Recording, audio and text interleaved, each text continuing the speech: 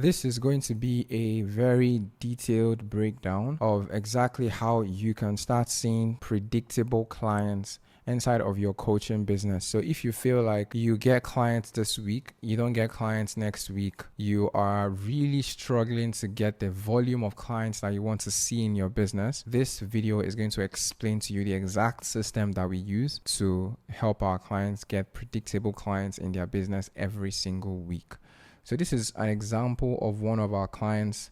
We started working with this client in December, and from December to March, which is about 3 months, we were able to get this client 250 new customers, right? And we made over £500,000 for this client. And prior to when we came on, this client had only gotten 200 customers lifetime when we came on. And in just 3 months, we're able to help these clients get 250 customers, make about $500,000. It's a 2K-ish program. Client is very, very happy with this. So this video is going to break down the exact process, how we think through things, of how we were able to help this client basically double her business in 3 months, and how we are looking to continue to increase that by building a very predictable client acquisition system. So for any system that you see, I'm sure this is not the first time you're seeing something like this as well. It certainly is not my first time. Any system that you see has 5 main components. So client acquisition is a system. It's a combination of different things that make a system, from when someone finds you for the first time to when they actually pay you money to become your client. So in order for you to create a predictable client acquisition system, you first need to understand how a system works. So a system typically consists of the inputs, that is, what do you put inside of the system, the process, what are the series of activities that you take these inputs through in order for you to get the output, and then there's feedback. So what feedback are you seeing in the outputs that you can use to improve the inputs? And then there is the environment, which is which environment is this system operating within. So we're going to break down each of these elements, and we're going to discuss it in detail, just so you know exactly how to have your own predictable client acquisition system. So where most people fuck this up is they have broken inputs, meaning they are not putting in enough volume into their business, and they are messing around with the process, messing around with the output, when all they need to do is just increase the input. So if one of these things are messed up, you're not going to have a winning system. Every single thing needs to be in place in order for you to have a system that actually works and have a system that actually produces clients. For example, if your inputs, your process, your output, your feedback is perfect, but you're not in the right type of market, say you're in a market that doesn't work well with cold traffic, or you're in a market where you're not solving a painful enough problem, then you're also not going to see results from your client acquisition system. So every single thing needs to be firing on all cylinders before you can see any form of results from this. So keep it at the back of your mind that you want to have good inputs, you want to have a good process. Your outputs is basically the results that you get, the number of clients you get, the number of calls you book. Your feedback is how you take the data that you get from the outputs, and you're going to plug that back into the inputs to make your inputs attract more people that will get you better output. And the environment here is the ecosystem in which your business operates in. So let's start with the inputs. So the first thing when it comes to inputs is you need to understand that when it comes to getting results inside of your online education business, the system is not linear, right? Most likely, you're not going to put in 1 unit, right, and get back 1 unit on that same day. The system is not linear. It's not 2 times 2 equals 4. It's not 2 times 4 equals 8, right? The system is exponential, right? And it is non-linear as well. So 2 times 2 could equals 4 for 3 months. And then out of the blue, right, 2 times 2 can equal 64. That's how data just works, and that's how the system works. So let's say, for example, you have 30 calls and you're looking for a 20% close rate on those 30 calls. You could literally take your first 20 calls and have 0 close rates, and then close your next 10 back to back, and then all of a sudden you have a 30% close rate. So where most people mess up is they start running their system, they put in a reasonable amount of inputs, And because they expect the system to be linear, they stop certain activities too early. They shut off the ads, they kill the ad spend, they start messing around in their ads manager, they start changing their VSL, their funnels, and so on and so forth. And they don't wait just long enough to actually have a valid data set.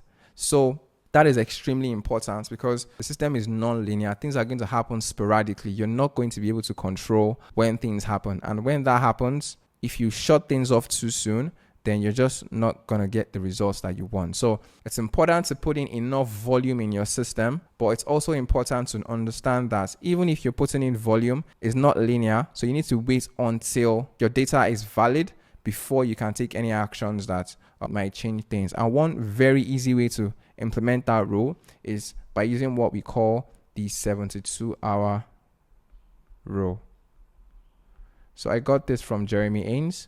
And the idea behind the 72-hour rule is you just wait 72 hours before you make any change inside of the business so that you can wait long enough for things to look good, for your data to play around, to act non-linear in the way data normally is before you make any changes, pretty much. So first off, the key points here is you need to put enough volume in the system. Your system needs enough volume. And even if you're putting volume, the system is not linear. So don't expect to see results like ASAP. Things might take some time. You might not close your first 10 calls and then you close 6 calls back to back.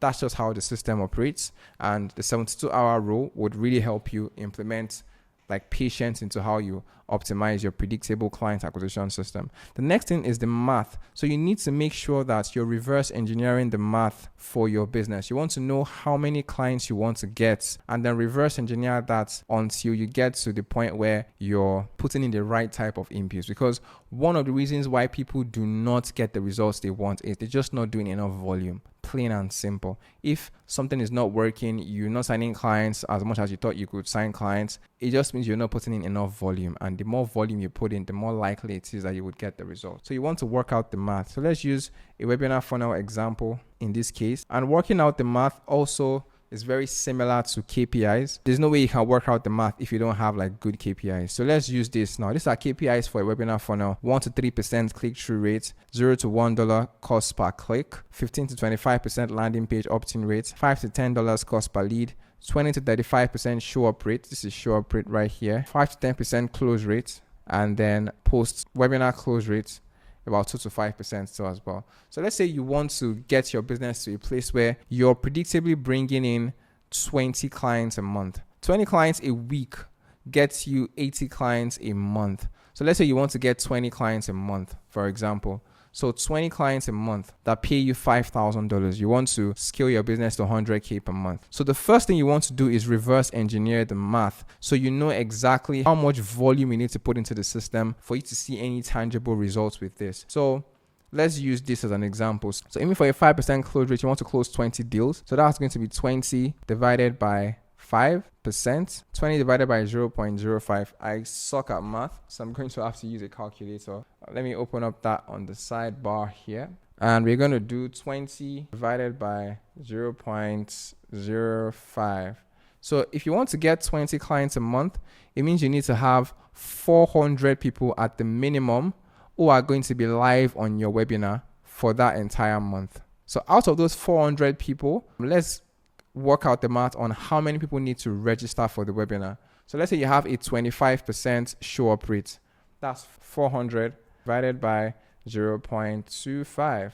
And that is 1,600 people. So if you want to get 20 clients a month, 1,600 people need to register for your webinar. So how much would you spend on this? Say you have a cost per lead of $7.5, for example. Let's use 1,600 times 7.5. That's $12,000. So if you want to get 20 clients a month, literally all you have to do is spend $12,000 on ads, aim to get 1,600 leads, and let everything else just fall in line. So this is how you improve your inputs. So once you have enough inputs into your system and you validate all your metrics, you have your metrics in KPI or in KPIs that are good enough for you to scale, you want to increase your inputs as much as you possibly can to continue to squeeze more out of that system. So that's that for inputs. Now, in terms of funnels, this is a big role in the marketing space. Everyone knows that right now, there's only about 3% of your buyers that are ready to buy right now. I can't remember the remaining brackets. I know there's many other brackets right here, but only about 3% are ready to buy it right now. So if you don't have some type of funnel in place, if you're just selling your stuff via a website, if you're selling your stuff via the link in your bio and so on and so forth, you're missing out on a lot of money because you're only going to get a fraction of these 3% of people, nothing more, nothing less. And you're not even going to get them fast enough because you don't have a cohesive funnel to take someone from never having heard from you before to get into a place where they can purchase from you. It does take time too as well. So you're only operating in this very tiny fraction of the ecosystem, and you're only going to get one tiny pie of this. And that's if you're really good, right? However, if you have a funnel in place, you can collect their email first and then you can reach out back to them via follow-up. You can convert a lot more people because you are going to be able to educate them of your process. They're going to educate them about why they should trust you. You're going to educate them about your product, and you're going to educate them about their problems. So explain to them why they are experiencing the problems that they are currently experiencing. So this is the only way you can tap into this remaining 97% of people who do not want your product right now. So a funnel is very important for that. And then you're going to want to do authority at scale. So this just means, like I said earlier, getting people to convert from cold to sold as quick as humanly possible by putting in their front education about why you're the best option for them, explaining to them their problems more than anybody else can, having a very dialed in process where you explain to them how your own process works, and then teaching them why your product is the best product in the marketplace. So I love webinars because that's what we use for our clients, because it has baked in urgency with it, meaning that there's a start time, there's the end time. People actually genuinely want to consume it. They want to show up because it has like all these other factors paired with it. And then it also has high consumption. So you're going to get a 25% show up rate, like I said, and majority of them are going to watch the entire webinar to the end. Maybe about 80% would watch it to the end, and then you can pitch, and then you can get 20 people to actually book a call with your team. So that's basically how that works. And then the final thing I have here is, in terms of process, is in as much as you're putting volume in the inputs you're making, you also want to have volume in the process you're doing. So think about this client, for example. We are doing a weekly webinar. We are sending daily emails to the email list. We are blasting them via SMS. We are blasting them via ads, doing retargeting ads, hammer them campaign ads, and so on and so forth. We have long indoctrination emails that go out to these prospects once they join the list. And then we are adding setters and closers to as well to further even squeeze more out of this deal structure. So you need volume in your process as much as you need volume in your inputs. It takes a lot of work to see any substantial results in this space. So it's extremely important that you pay attention to putting in volume inside of the process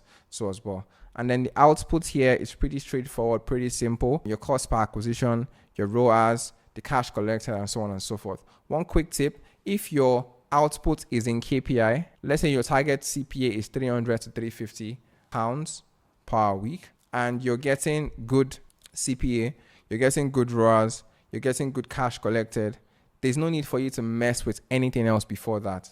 So where most people make a bunch of mistakes is your CPA is already great, your ROAS is already like killing it, and you're still messing with the opt-in page on the back end. You're still tweaking replay emails here and there, trying to squeeze more from your replay, and it just doesn't matter much because you're in a very profitable place right now, and you don't want to be messing with stuff like that anyway. So I guess that's basically the main thing that I wanted to share with you. In terms of the feedback piece of this, feedback here is just metrics, and you literally want to be tracking every single step of the funnel. So we use a scorecard to do this. We're tracking every single step, as you can see right here, of the entire funnel from start to finish. So once you've done everything already, you've built your system from start to finish, you already have consistent inputs. I recommend paid ads because paid ads is the only way you can get consistent inputs. You can't get that from social media, unfortunately. It's just so unpredictable. So I recommend paid ads for that. and you have a funnel, I recommend a webinar funnel or an event-based funnel, just because that's how you're going to be able to educate people at scale, have very high consumption, have urgency, so they have to watch it at a particular start time and a particular end time, and have volume in your process, meaning you have emails going, you have SMS going, you have these weekly events that you're hosting, you have some setters, some closers who are dialing up these people trying to close them, and so on and so forth. You have volume in your system so that you're just everywhere. You have ads, retargeting ads going out to these people to try to convert them as well. Then you can now literally just start tracking everything aggressively every single 72 hours. Look at what is out of KPI or what is in light red or just not where you want it to be, and start working on fixing those things. That's literally what the game is. Monitoring the numbers and trying to fix it whenever you see downsides, and then just testing a bunch of stuff. You will have some losers for sure, but you will also have some winners, and those winners could mean everything for you. So this is how you build a predictable client acquisition system. You literally want to understand